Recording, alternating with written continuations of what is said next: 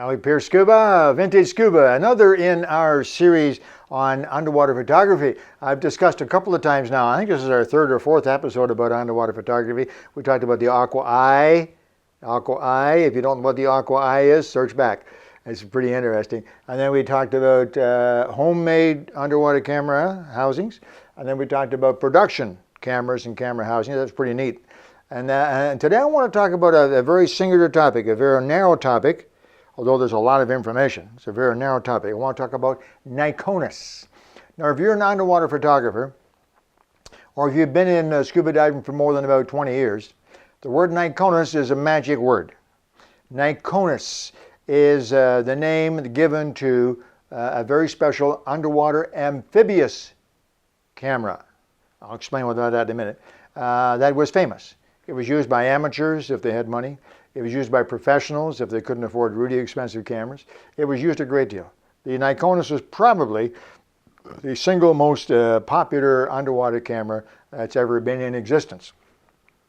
The Nikonos was unique because it was one of the first quality underwater cameras. It was an amphibious camera, which means that it was a camera that went underwater. It wasn't a housing. There was no camera, and then you had an underwater housing, and then you put the camera into it and seal it. No. It was a camera. So you got the camera, you could take pictures on land, you could go to grandma's 50th wedding anniversary, birthday, whatever it happened to be, and take pictures. And then the same camera, put it around your neck, jump in the water and go scuba diving down to 150 feet. It was rated to 150 feet. And it did a pretty good job. It was rough, it was rugged, high quality. It was manufactured, later years, it was manufactured by Nikon. Now, I can't honestly say that how much of it was made by Nikon themselves, but it had the Nikon name on it anyway, so they ensured that there was top quality. But it goes back a lot farther than that. Let's take a quick look here. I'm going to take some of these cameras, and I have a complete series of Nikonos cameras here. The only one I don't have here is the RS, which I never owned. I didn't want one. It's a much later camera, which you can look up yourself if you want to. The Nikonos RS. Interesting, but it wasn't something that I was interested in.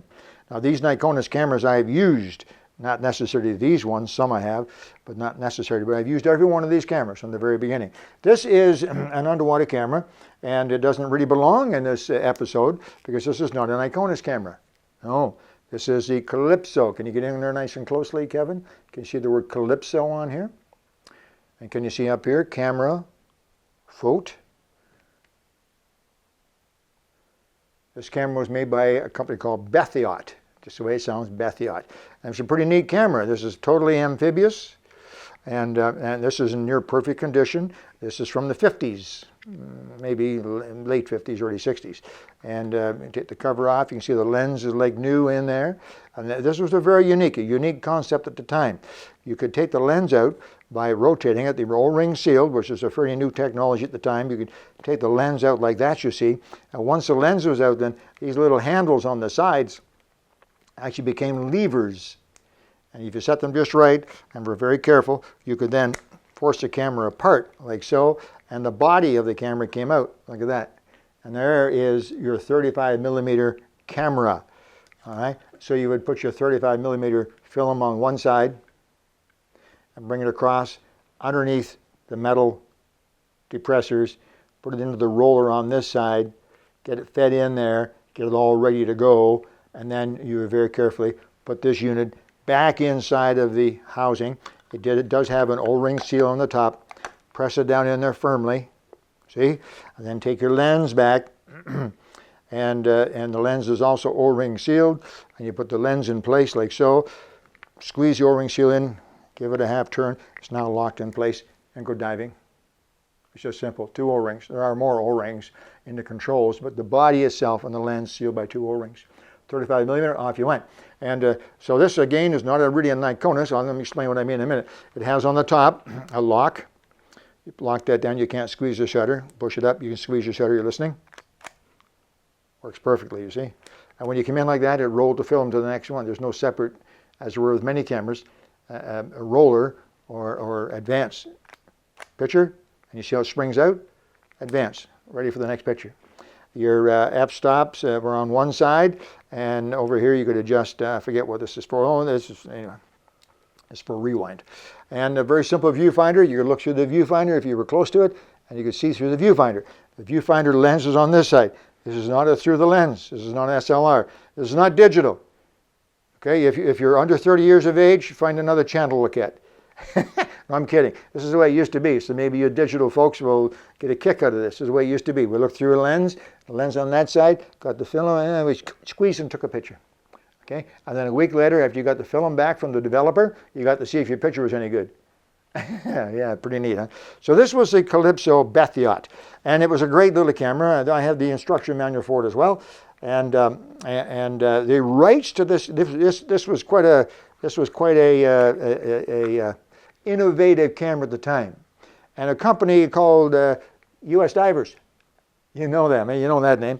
They bought the rights or the privilege of selling that Calypso camera, the Phot, in around the world, but mainly in North America, and so they sold them.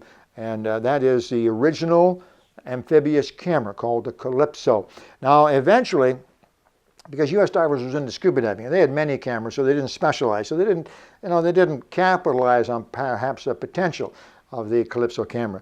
But there was a company that was into cameras who knew how to capitalize on the potential of a fantastic idea that nobody else had. This was it. And so they bought the Phot, the rights to that camera, the Calypso, made by Phot. They bought the rights to that camera in perpetuity, forever. And that company is Nikon. So at some time, I don't have all the dates for this. I could look them up. You can do that, though. At some point, a company called Nikon bought Calypso. They bought the rights to that camera. And this is the actual Nikonos camera. Some people mistakenly call this Nikonos I. But no, you can see across the bottom, it says Nikonos. There's no 1 after it. It's Nikonos. It's called the Nikonos. There was no 2. So there was no need to call this the 1. It's just called the Nikonos. This was the replacement for that Calypso U.S. Divers camera. So the U.S. Divers Calypso, okay? This is the Nikonos. Watch, by Nikon. Lens. Pull it out like so, right? 2 little handles on the side. Hold it carefully. Squeeze both sides. Firmly and carefully. Body pops out. Take out your film, take it to the developer, put the new film in, put it back together, O-ring sealed, put the lens back in. I know what, does that all look familiar? Oh, sure, this is the Calypso. A little different color on it, but the viewfinder is exactly the same. The winder, shutter release is exactly the same. Everything's exactly the same. This is the Calypso, made by, now branded under Nikon. All right, a little different lens on it, a Nikkor lens and so on. That's it, the Nikonos, and it was fantastic, the Nikonos. Mistakenly called the Nikonos I, but the Nikonos. And of course I have the instruction manual for all of these cameras. Of course I have the Nikonos. Now, after a while, it wasn't very long, maybe 3 or 4 or 5 years that the Nikonos was out, and I had great success with it, but they wanted to make some improvements because it's a camera company. You know, camera companies are like phone companies, cellular phone companies, and electronics companies and car companies. They want to keep making improvements. Sometimes they do. But if they bring out a new camera with new improvements on it and they give it a slightly better name, they're hoping they're going to sell a whole bunch more of them, you see, because it's news, right? So after a little while, Nikon brought out this camera. It's called the Nikonos II. The Nikonos II has to be better than the Nikonos I. And this actually does have a 2 on it. No, it doesn't. Nikonos II, it's up here. Sorry. See the little 2 up in there. II for 2. So they brought out the Nikonos II.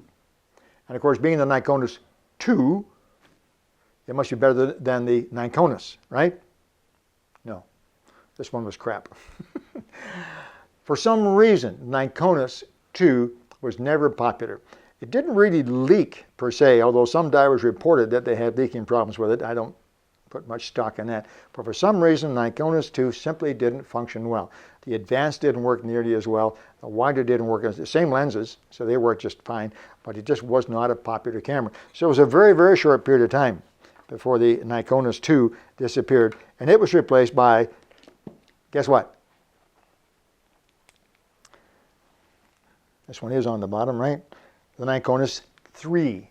This is the Nikonos III. Now disregard this big lens and all this junk on it. The body is all that's important, and it's exactly the same. Same release, everything is exactly the same latch, lenses come out exactly the same way, light pull, and the lens pops out the front, same thing. This is the Nikonos III.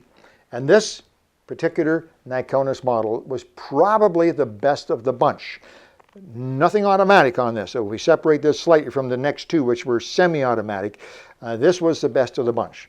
It did a great job. Very dependable, very rugged, smooth. All the lenses worked with it. It was just a fantastic camera.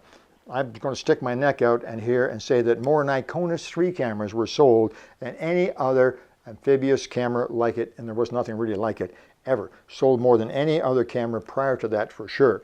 There were some very small improvements, but they were too minor to even mention particularly. Nikonos III, almost the same. Hasn't changed too much even through these four now. We got 4 different cameras. You realize that. Now this particular, well, maybe I'll come back to the accessories, okay? And then after that, the next one after that was the Nikonos IV-A. Now that doesn't mean it's for the Canadian market only. That's not what that A means, Canadian market, no. It was actually called the Nikonos IV-A. I don't know if you can see it in there, but, well, I can show you here. This is the book for it, the instruction manual for it. It's Nikonos IV IV-A, okay? So no, it's not Canadian. It actually was called the 4A. What do I know? I'm not a marketing expert, so for some reason they decided that rather than calling it the Nikonos 4, they would call it the Nikonos 4, whatever, who knows. Takes all the same lenses, everything is much the same, but there were some major changes. This was the first one of these that did not rely on that rather cumbersome method of opening the camera. With this particular camera, now you simply turn the latch on the end, and see, it's simple. You turn that, I turn it the wrong way, and it pops open like so, and now the back of the camera eventually, once you get this just right, the back of the camera opens up like so. So you don't have to take the lens in and out, you see? It's much the same though. You put the film in, stretch it across underneath the metal depressors, roll it into here, get it started. Check the O-ring. There's a funny shaped O-ring, no longer around. Funny shaped O-ring, check it, make sure everything's clean in there. Put it back together, latch it down, lock it, and go diving. But other things were much the same. They also moved the viewfinder. You can see now that the viewfinder is up in the middle at the top. So it's centered, more centered, so you have more accuracy in taking pictures. If it's off to the side, sometimes you go to take a picture of a fish and you're reasonably close to it, then you get a picture of the fish's tail. But with this is more centered, a little bit better. The winder was now moved a little bit, so the winder was now at the back instead of the front. Shutter on the front, winder on the back, a little bit different, but you know, some fairly major changes, but it was still largely the same camera and took the same lens. And then it was semi-automatic, by the way, as well. By semi-automatic, what I mean is really barely. They called it automatic. They don't have that word on there, but they sometimes sold this as automatic. Well, not automatic the way you and I know automatic. Automatic means it works itself, right? No, this was automatic. It had a light sensor. If there wasn't enough light to take a picture, you couldn't take a picture. That's it. That was their version of automatic. That's all there was to it. Now, it wasn't out for a long time. The 4A also suffered from a few teething problems and was not really embraced by the divers. The 3 had been so good, so reliable and so good that the 4A, as soon as there were any problems at all, any diver that had a 3 said, see, I told you shouldn't have bought one of them. And so it didn't last very long. So they very quickly brought out the 5. They just called it the 5, not the 5A or the 5, and just the 5. And this was the 5. And this was, again, of the bunch, this was the best of the automatics. Whether it was better than the 3, I have no idea, but certainly it was the best. Unfortunately, it was also the last. Other than one model that came out after this, which was radically different. I'm sorry, guys, pardon me. This was the best.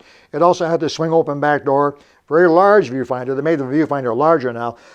They realized, pardon me, that they were working with divers underwater who had dive masks on, and everything else was made very large, easy to work with. Same lenses, everything was very much the same.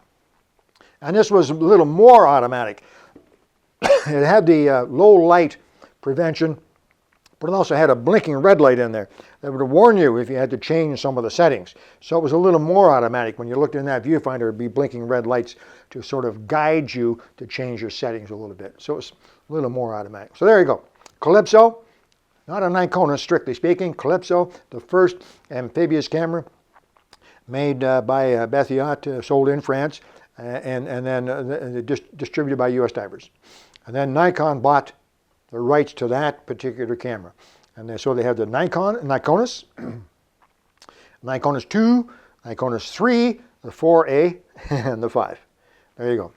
That's the Nikonos line. Now, these were so popular that they spawned a whole industry on their own. It's like the automotive industry. You make cars and they're so popular. I don't know how many cars are there in North America? More than people. Because, I mean, every family of 4 has 6 cars, right? Anyway, they're so popular, there's now a complete industry of aftermarket stuff, you know. When you want some parts for your car, you have 2 choices. You go to the dealer, or you go to a parts source, or auto source, and you get the parts. And auto sources, they're big companies. And there's millions of dollars, billions of dollars, and thousands of those companies around. It's the same with this camera. It was so popular that pretty soon there was a fairly large aftermarket for it. Lots of companies made accessories for them to make them easier. So since it was hard to see through these viewfinders on here, some of these aftermarket companies made viewfinders. So here's an example. This viewfinder was made by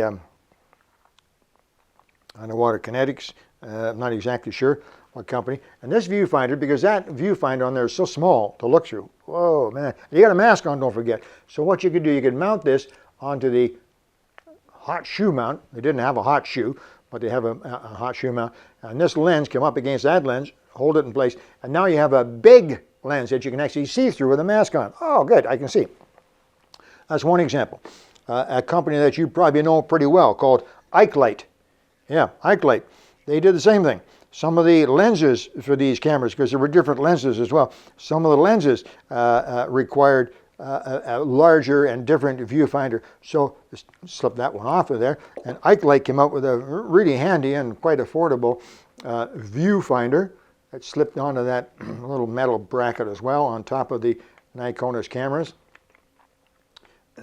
Slid on there very easily. Maybe help if I can see better, but